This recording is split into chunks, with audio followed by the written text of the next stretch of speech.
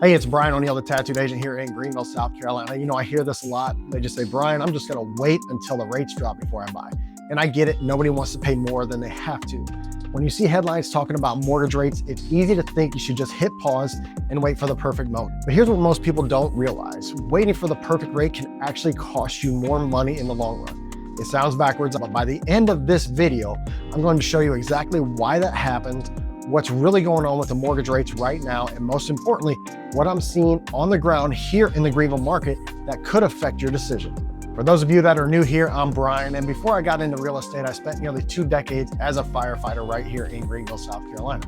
That background taught me 2 crucial things: how to stay calm under pressure and how to assess situations clearly when everyone else is panicking, especially when emotions are running high and big decisions need to be made. And right now, one of the biggest mistakes I'm seeing buyers make is sitting on the sidelines, waiting for something that may not happen the way they expect it to. Waiting so long that they end up in a worse position than if they had just acted 6 months earlier. So let's break this down piece by piece, and I'll give you the real talk about what's happening with rates, what that means for your wallet, and how to make a smart decision that fits your situation. First, let's talk about what's actually going on with mortgage rates. And I want to give you some perspective that might surprise you. We all know rates aren't what they were a few years ago. We got used to seeing 2s and 3s, and now we're sitting at mid-6s and low 7s, depending on your credit score, the loan type, and when you lock in.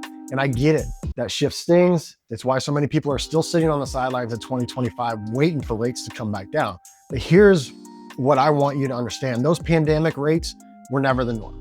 They were an emergency response to an unprecedented situation. Let me give you some real historical context that'll change how you think about today's numbers.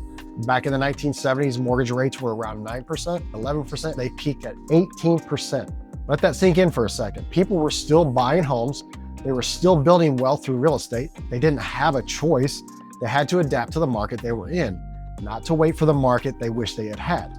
Those same people who bought in the early 80s with those sky-high rates, they built massive equity through decades. Real estate proved to be one of the best investments they could have made, even at 18% interest. Because they got in, they locked in a price, and when rates eventually dropped, they refinanced and benefited twice. When you look at today's rates in the 6s and the 7s, historically, we're still in a pretty reasonable range. It's only painful because we're comparing it to a once-in-a-lifetime anomaly. But here's the part that most people miss, and this is critical. When rates drop, competition skyrockets. Think about it. Right now, you might be one offer or one of 3 offers on a house.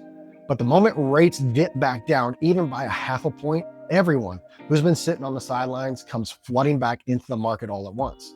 Suddenly, that same house you can negotiate on today has 10, 12 offers, and sellers know it. They're not giving you concessions anymore. They're not helping with closing costs. They're not fixing the roof or the HVAC unit. They're picking the highest offer and moving on.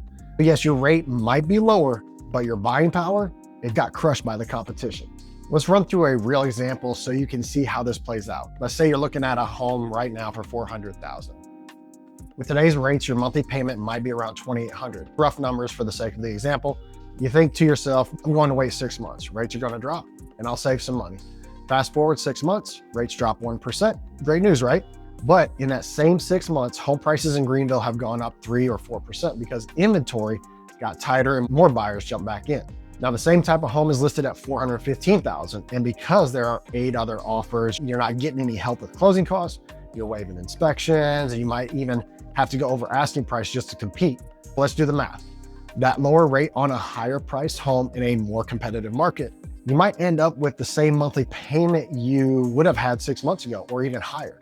And on top of that, you're getting fewer concessions and potentially a home that needs more work because you couldn't negotiate repairs. Now here's the kicker. You can refinance a rate, but you can't refinance a purchase price. Once you buy that home at $415,000, you're locked in. But if you buy today at $400,000 with a higher rate, when rates drop later, you can refinance and lower that payment. You get the best of both worlds, the lower price and the lower rate down the road. That's why I always tell my clients, stop trying to time the market, focus on buying smart, buying what makes sense for your life right now, and let the refinance take care of itself later. So let me tell you what I'm seeing here in Greenville, because this is important. We've shifted into what I would call a more balanced market. It's not a feeding frenzy we saw in 21 and 22, where homes were going under contract in 48 hours with 15 offers. But it's also not a crash. Homes are staying on the market a little longer. maybe 2 to 3 weeks instead of 2 days. Sellers are more willing to negotiate. And we're seeing price reductions, especially from sellers who listed too high and didn't adjust to reality. And that creates real opportunity for buyers who are ready to move. Right now, I'm seeing buyers able to negotiate things that were completely off the table just a couple of years ago. Closing cost assistance, back on the table. Asking for repairs after inspection, sellers are actually listening. Want time to do a thorough inspection without being pressured to waive it? You've got it. These are real advantages that disappeared during the crazy competitive years, and they're back. Compare that to what happens when rates drop and everyone floods back in. You lose all that negotiating power. You're back to waiving inspections, paying over asking, and covering everything out of pocket just to have a shot at winning the house. Here's my point. If you're financially stable, if you can comfortably handle a payment, and if you're planning to stay in a home for at least a few years, this market is actually working in your favor. You have leverage, you have options, and you're not getting steamrolled by 10 other buyers every time you make an offer. That's worth something. Maybe more than a slightly lower interest rate that comes with a feeding frenzy attached to it. So how do you actually approach this if you're thinking about buying? First, stop chasing the lowest rate. Chase the right rate. Find a home that works for your family, your lifestyle, and your budget. Then run the numbers. Really run them. Your agent should help you look at what today's payment looks like, what it would look like if rates drop by 0.5%, by 1%. That way you can see the real impact and make an informed decision. Second, make sure you're working with someone who understands both the data and the local market, not just someone who's going to parrot what they heard on the news or try to push you into something you're not ready for. You need someone who's going to be honest with you about making sense of what doesn't. And third, remember this, real estate is a long game. If you're buying a home you plan to live in for 5 to 7 or even 10 years, the rate you get today is just a starting point. You'll have opportunities to refinance, you'll build equity, and you'll be glad you did it, and you'll be glad you didn't let a temporary number keep you from making a move that was right for you and your family. The worst decision you can make is no decision at all, staying stuck in analysis paralysis while the market moves around you and your perfect opportunity slips away. So should you wait for rates to drop? Not necessarily.